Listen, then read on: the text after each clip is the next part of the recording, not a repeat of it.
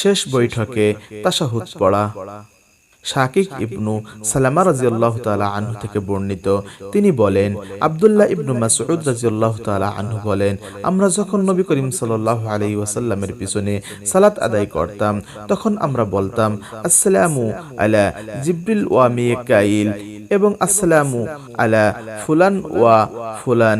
তখন আল্লাহর রাসূল সাল্লাল্লাহু আলাইহি ওয়াসাল্লাম আমাদের দিকে তাকিয়ে বললেন, আল্লাহ নিজেই তো সালাম, তাই তখন তোমরা কেউ সালাত আদায় করবে।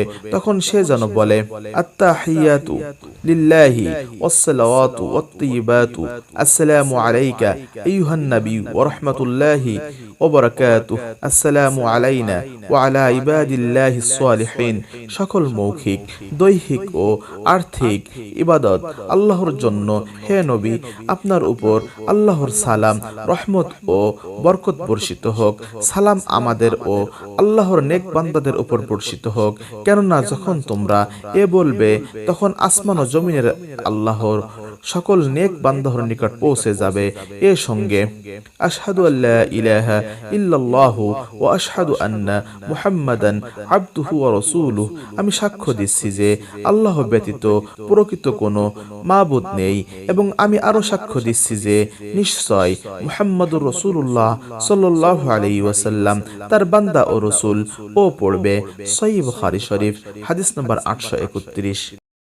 সালামের আগে দোয়া।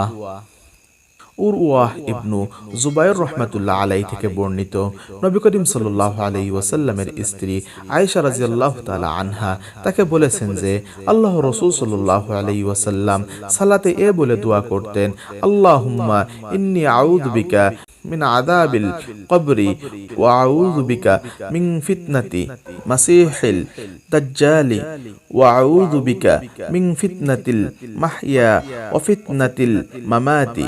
কবরের আযাব হতে, মাসিহে দাজ্জালের ফিতনা হতে এবং জীবন ও মৃত্যুর ফিতনা হতে হে আল্লাহ আপনার নিকট আশ্রয় প্রার্থনা করছি। হে আল্লাহ, গুনাহ ও ঋণগ্রস্ততা হতে আপনার নিকট আশ্রয় চাই।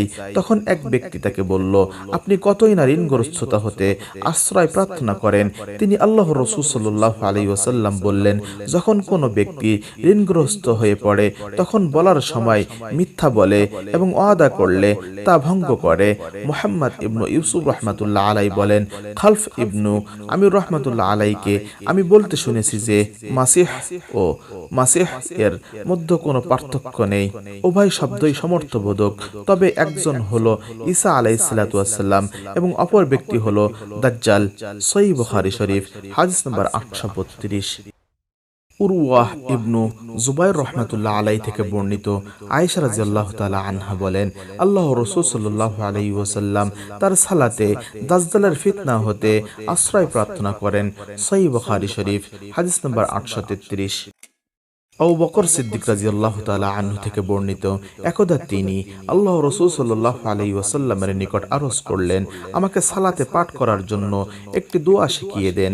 তিনি বললেন, এ দোয়াটি বলবে, আল্লাহুম্মা ইন্নী যালামতু নাফসি যুলমান কাসীরা ওয়া লা ইয়াগফিরুয যুনুবা ইল্লা আনতা ফাগফিরলি মাগফিরাতাম মিন ইনদিকা ওয়ারহামনি ইন্নাকা আনতাল গফুরুর রহিম।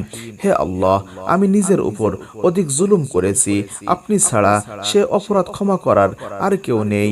আপনার পক্ষ হতে আমাকে তা ক্ষমা করে দিন এবং আমার উপর রহমত বর্ষণ করুন।